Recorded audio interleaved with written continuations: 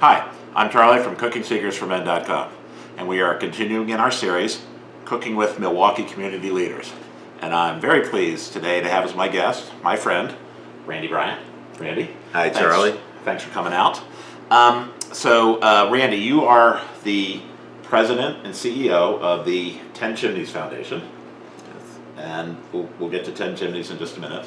And you're recognized as one of Wisconsin's top 35 most influential black leaders, which is a great list to be on.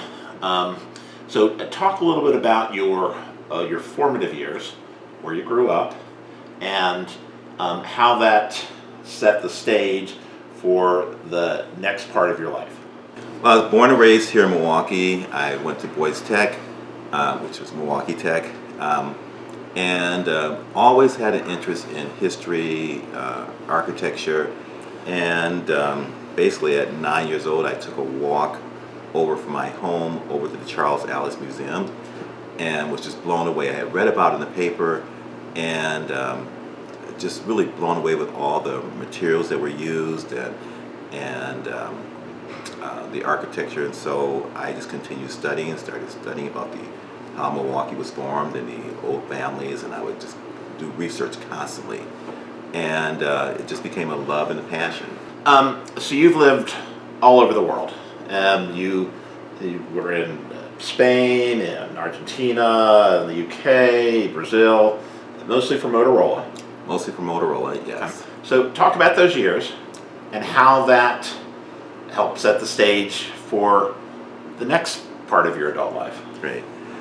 Wow. Well, interesting, Charlie, because my time abroad was amazing. And when I think back, as some of it was really scary, because I went to Eastern Europe at a time that was really, it was just really the hotbed, and everything was popping.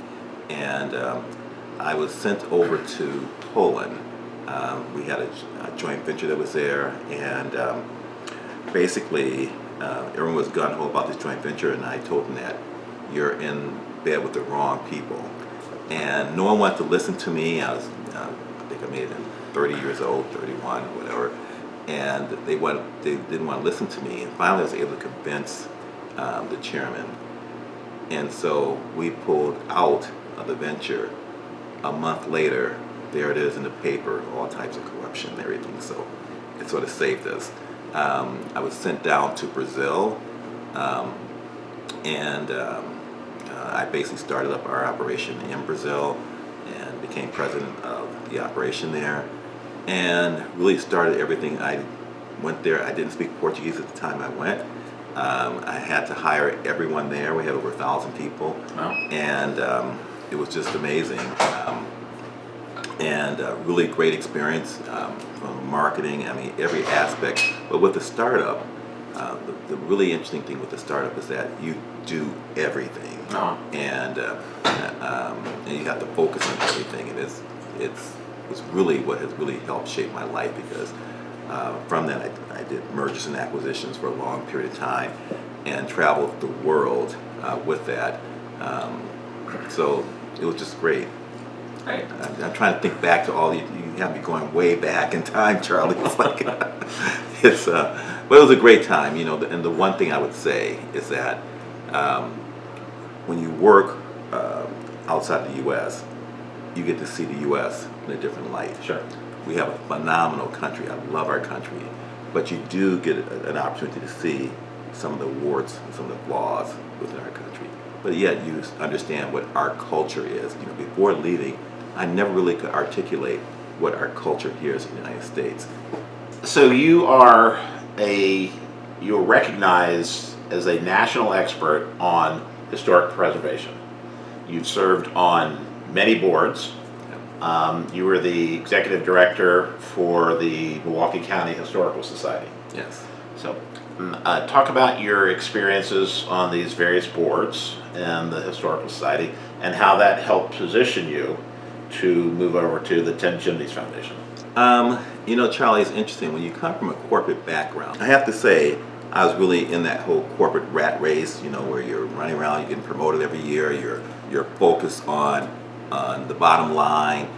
You're focused on really just, your focus is on the corporation. Right. And you sort of lose a bit of yourself. And I'll never forget when I was first asked to go out of country to work.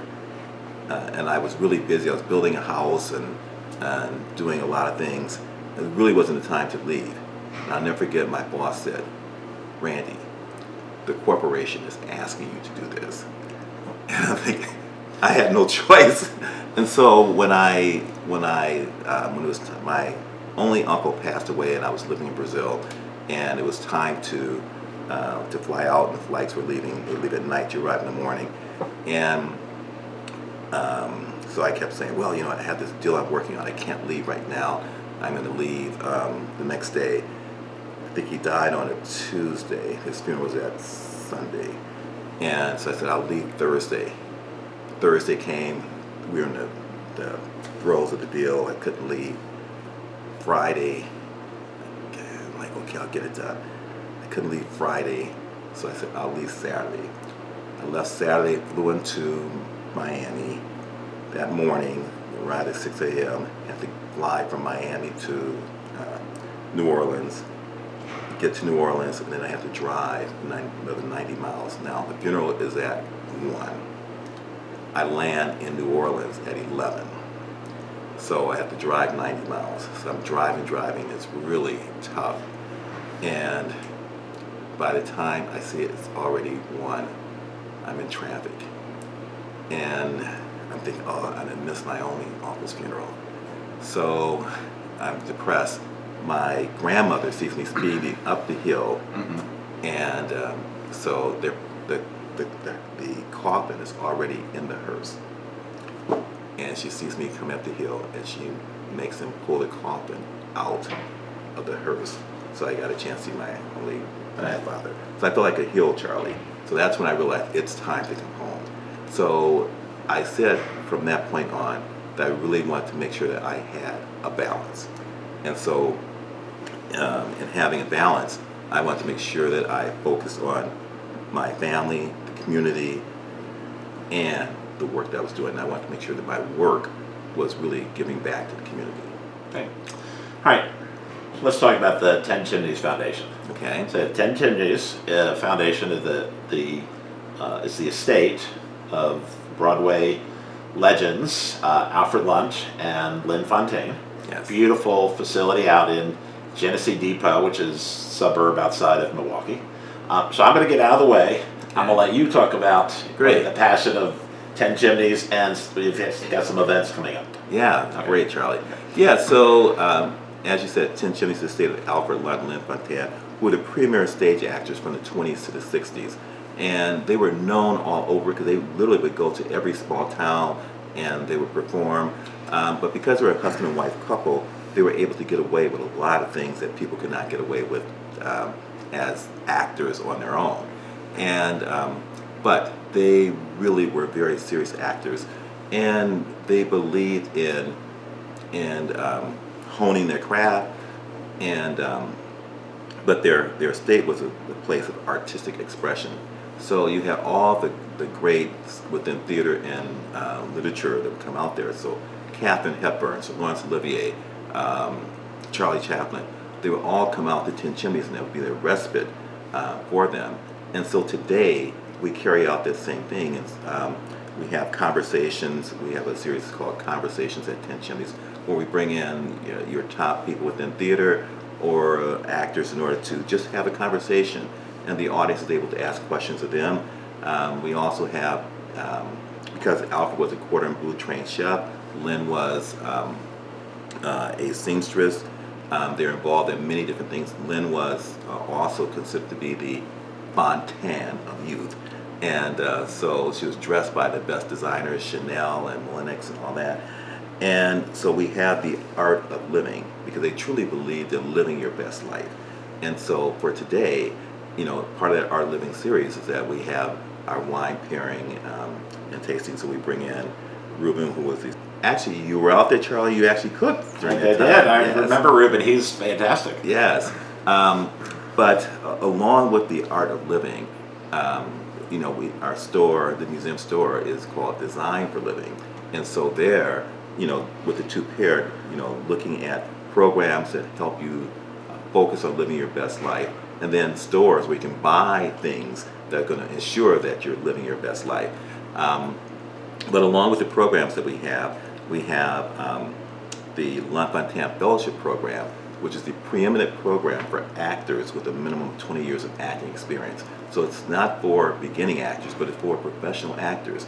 And so then they're under the tutelage of a master teacher, and that master teacher typically is someone that is iconic.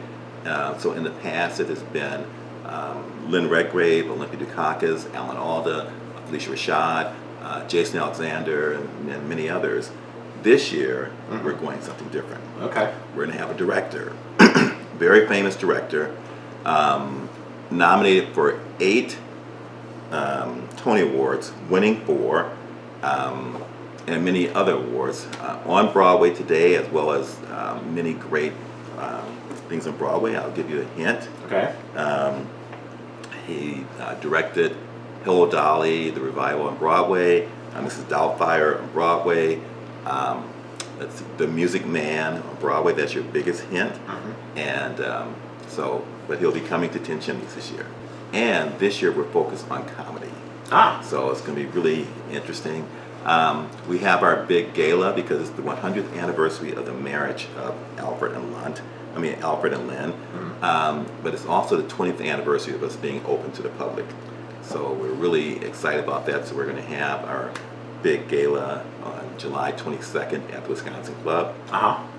Downtown Milwaukee. Downtown Milwaukee. It's a great place. And then in addition to that, we have what is called the Mike Show. 18 arrests, no convictions. And I have it down there, so we'll get it later. But it's really funny. It is a spiritual comedy. And but it really, I think that all mothers will be able to see themselves in this, and then all juvenile delinquents will see themselves in this. So it's really quite interesting. And I'll probably see myself. Can I go back, because you asked me a question and I didn't quite answer it because I got all caught up in my uncle and everything. That's why I said I'm getting out of the way. Like you're talking about 10 Chimneys. No, but you asked the question as to, with my experience, what I may bring back within Chimneys and the nonprofits, and coming with a corporate focus and being so bottom line. The one thing I saw early on is the worst thing to do is to call them nonprofits, because it's not that they don't need to make a profit, but that all the profits go back into the mission. Right. So it's best to call them mission-driven organizations, because you do have to make a profit, and in order to pay for that mission. And so the one thing I saw early on, you have to remember now it's been over 20 years since I've been back, but early on, you would actually hear people say, well, it's a nonprofit, almost discounting the fact that they don't have to make money. I'm like, no, you gotta make money. Right. And otherwise you're not gonna stay a very good nonprofit. So I'm happy to say we've been in the black all these years, and because we do focus on that mission and making sure we can pay for that mission. Right. And so it's not about putting on all the programs and all that, it's what can you pay for. And so I'm so happy within our community, we have so many philanthropists and people that really understand the importance of the arts and that they have to be supported. And I'm also happy to see that we have so many great nonprofit management in place, and nonprofit leaders that really understand what is necessary. Well, I've been married to one for 30-some years, so understand that the term nonprofit is ubiquitous, but yeah, they're not about not making money. Right. You have to pay for what Absolutely, you do. yeah. So. And even when we look at the Milwaukee has, I look around, I see all these great institutions. I see all of it. I mean, we really have a great cultural scene here in Milwaukee, and it has to be supported. And so while when you look around, you can see a lot of the same people, the same families that are out there. We need some new ones out there. So those of you that are enjoying and partaking, you need to step up a little more. Absolutely. All right, so this is a first for Cooking with Milwaukee Community Leaders, in that it's become a family affair because your wife, Cecilia Gore, who's the executive director of the Milwaukee Brewers Community Foundation, was here. And a great wife. I'll let you speak to that. Well, she was here and she made a wonderful Stetson salad. It was fabulous. So we call this serious people with serious jobs having a little fun. Okay. So, in the having a little fun, what are we making today? So today we're going to make gazpacho peach soup. And however, we're going to do a twist because it really should be made with great Georgia peaches. But this is not peach season. Right. So This is April in Wisconsin, and Yes. there's no peaches. Right. So one of my other loves is mango. Uh-huh. So we're going to make a gazpacho mango soup. Great. All right. So I always forget to do this. Last time Cecilia was out, when she was here, she was out the door before I remember to give her an apron. So you're nicely dressed. So we want to give you one of our aprons to put on, so Well, thank you, Charlie. you'll get the. I don't think I've had an apron on in a long time. Well, if we're going to slosh around mango juice, you probably want to have something Yes. to cover up. All right, so we're going to go ahead and move over to the cooking area. Actually, it's the preparation area because I don't think we're really cooking anything today. So we'll put everything together. I'll be right back. All right, so we're over here. We're getting ready to make our gazpacho, which is we're substituting mangoes, which are right there, and as opposed to peaches, because as we pointed out, April in Wisconsin, we don't really have any peaches. So Randy, take it away. Great, Charlie. Thank you so much. Well, mangoes are excellent. I just love mangoes as well, so this is going to be just as good. All right. But we're going to, first things first, we're going to take just some of the mango. You don't put it all in at one time. Okay. Putting them in a blender. And put some of the cucumber. Okay. So even though it's going to get blended, you don't want to get blended all starting from the bottom. Throw some of the onions in. Okay, so green onions, sliced green onions. And the good old garlic. No such thing as too much garlic. Yeah. And then add in the mangoes. Okay. So you're layering. Yes. And layering works the best. You don't want anyone just to have this. You want the garlic to be in the middle. All right, and then we're gonna, once we get everything in, we're gonna blend it, puree, and that'll set the basis for the soup. Exactly. And so while we're doing this, I'm heating up the pan, the saucepan, because I had a little added special ingredient that we're Okay, so we have a saucepan on the heat. And so here we go with the noise. Now let's see here.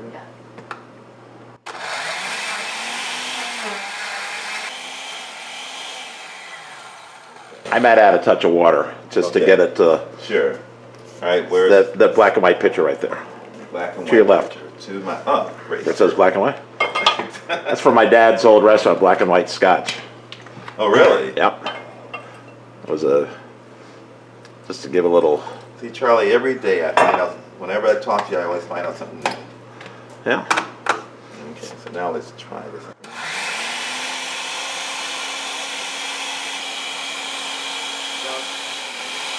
I want to do something, okay, because if I was at home, I would do this anyway. Okay, just yeah. Good. Stop it for 1 second now, Okay. and I want to put in 2 tablespoons of apple cider vinegar. All right. So a little apple cider vinegar, a little tang. Tang is always good.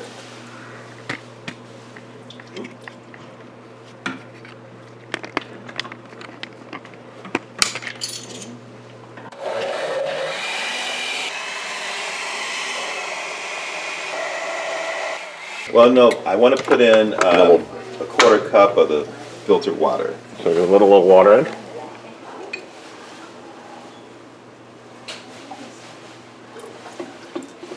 Alrighty. Then just a little salt and pepper. Alright. So a little fresh ground pepper. I like a lot of pepper, so I hope you do, Charlie. Absolutely. And, All right, so we put that in. and then the salt is here. A little salt bin. Now, I'm careful with the salt because you never know, but you don't want it to be too salty. So, Okay. okay. Can always put more in, just can't take it out.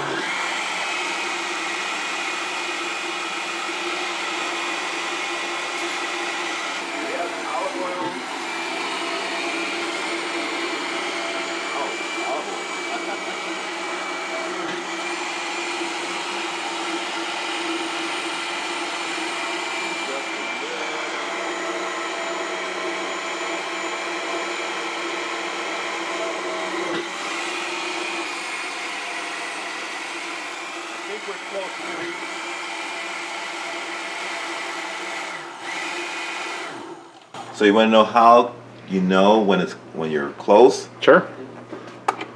Is by you take this and you look for the consistency. And so basically you want it to be this. It's perfect right now. Okay. You want it where it's just looks really, really soupy. Perfect. Okay. Okay. Good. Okay. Now we're going to place in the bowls. Wait, are we putting it in the fridge? Yes, we're going to put it in All right, so we're going to put this in the fridge to cool, and then we're going to put together our garnishes and heat the sherry. Right. All right, so let's put this in the fridge, and we'll get ready for the next phase. It's too sweet like. All right, so Randy just had a little taste test and decided that we do need a little more salt. Yes. So we'll put that in.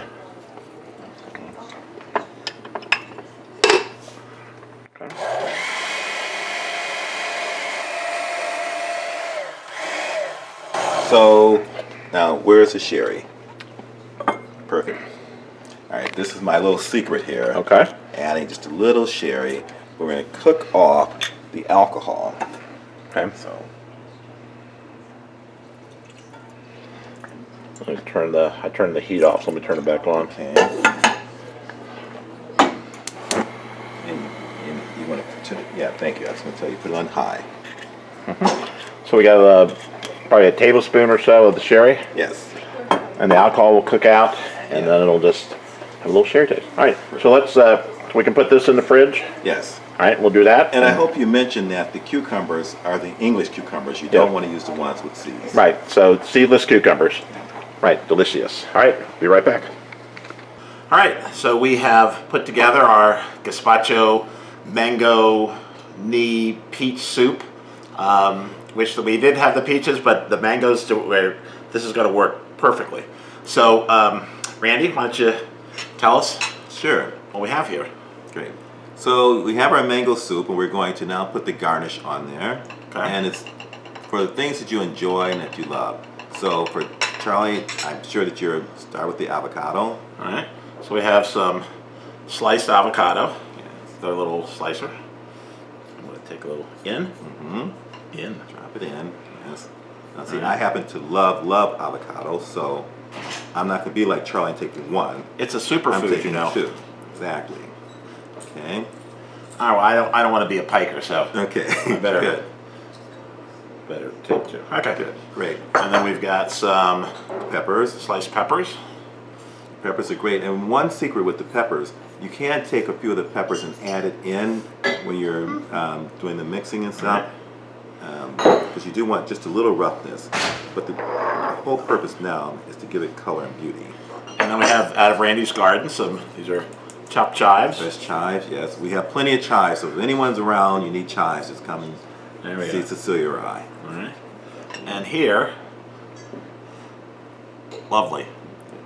It's Nice and colorful. It's a beautiful summer soup. So I got the recipe from Martha's Vineyard. It's called Martha's Vineyard Island Cooking. And so that's where I got it. It's probably no longer there. It's been years ago. But it's just, like I said, it's a great summer soup. and as you mentioned, this is best served as chilled as possible. Exactly. Super chilled. So no ice on top. Just No ice. No. before we get to that point. Right. Okay, exactly. great. All right, well, let's go ahead and give it a taste. Let me grab a little slice of avocado with mine. Yeah, that's how you should do it. Yeah, just a little avocado. A little more salt, Charlie. A little more salt, and but other than that, Well, I think the mango, it both comes through and it's muted. I mean, it's there, but it's not overpowering. I mean, Right. I get the cucumber. You can see the onions in there. If it were me, I'd put a little more garlic, but you know, I'm Italian, so.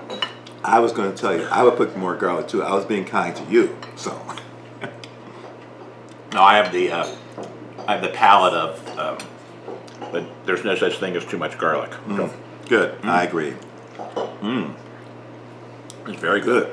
Very It's a good. great recipe. I mean, that's one of the things I love when people like you come on, leaders in the community, and we just have a little fun. We make something that's tasty, which, we were talking before, this is the biggest scam I've ever run before. Have my friends come in, cook something, make something, and then we eat it. I think I found my new job. Well, Randy, this has been great. I really appreciate you coming out. I know there's a lot of stuff going on with 10 Chimneys, and we'll make sure that all the information for 10 Chimneys is in the description box below. Yes. If you feel inclined to want to donate to our mission-driven 10 Chimneys, Yes. as opposed to a nonprofit, please, they will accept all donations. But it's a wonderful organization. I love going out to the events there. Some of them are it's fantastic, and you get to meet Alan Alda. The guy's about 6'7". He's huge. Well, he's not that big. He's much taller than I am. Right. Well, everybody's taller than you, Charlie. Right. But I want to just add this because the programming is just fantastic. So we have music in the drawing room. We have conversations at 10 Chimneys. We have the Lunt Fontanne Fellowship program. We have the whole Art of Living series. So there's many things that you're able to do. And one great thing about 10 Chimneys is that when you take the tour, it's all about escapism. Moving back into a life of gentility and grace. Right. It's a wonderful estate. If you ever have a chance to visit when you're here in Milwaukee, you should take that opportunity. It's a fantastic place. Many different buildings along the estate, and it's I guess it's kept in the same condition that it was Absolutely. back in the day that the. Well, the one thing that's so different than for 10 Chimneys as a house museum is that most house museums are interpretations. This is everything that belonged to the Lunts, from their underwear, their mouthwash, everything is almost as if they just went out for a walk. So come on out. I'm thinking of the visual of their underwear and their mouthwash. So anyway, thanks everyone for watching. We always appreciate your support. Please like and subscribe. This is our series, Cooking with Milwaukee Community Leaders, and we're actually taking a break for a couple weeks while my wife and I head out to Italy for a milestone birthday. We won't say what that number is, but anyway. So we'll be off for a couple weeks, and when we come back, we've got a bunch of good people lined up for the rest of 23. So, Randy, thank you so much. Thank you, Always Charlie. a pleasure to see you. Thanks for coming out. Absolutely. So, as always, thanks for your support, and thanks for watching.